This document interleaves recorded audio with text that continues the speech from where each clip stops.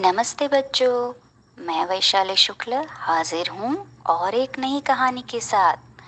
तो सारे बच्चे बेताब है ना आज की कहानी सुनने के लिए। तो चलिए आइए शुरू करते हैं।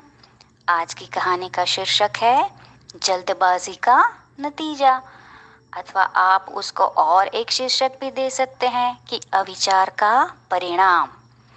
किसी गांव के बाहर स्वच्छ पानी का एक नाला बहता था। नाले से थोड़ी दूरी पर ही एक घर था। उसमें एक छोटा सा ब्राह्मण परिवार रहता था। ब्राह्मण, उसकी पत्नी यानी कि ब्राह्मणी और एक बच्चा। ब्राह्मणी ने एक नेवला पाल रखा था। नेवला जितना हट्टा कट्टा था उतना ही वह स्वामी भक्त भी था। एक दिन ब्राह्मणी नाले से पानी भरने के लिए बाहर आ गई तो घर में उसका छोटा बच्चा जो था वो अकेला था। वह पालने में सो रहा था। ब्राह्मणी ने नेवले को समझाया था कि वह बच्चे का ध्यान रखे। उसी समय एक सांप घर में घुस आया। वह पालने में सोए हुए बच्चे की ओर जाने लगा। नेवला सांप को देखते ही तेजी से दौड़ा और सांप पर टूट पड़ा।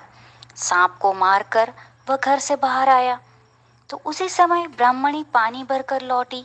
उसने दूर से नेवले का खून से लथपथ मुंह देखा।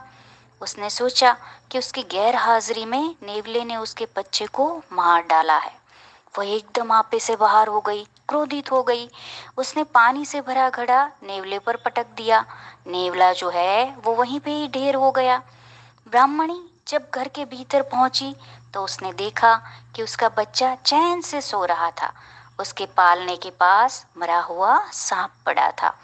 यह देखकर ब्राह्मणी सारी बात समझ गई। अपने बालक को बचाने वाले नेवले को मार डालने का उसे बड़ा दुख हुआ। तो बच्चों, इस कहानी से हमें यह सीख मिलती है कि बिना सोचे समझे कोई काम करने से आखिर में हमें पछताना पड़ता है। अब तक की कहानी यहीं तक ही रखिए और एक नई कहानी के साथ दोबारा मिलेंगे। तब तक के लिए अलविदा।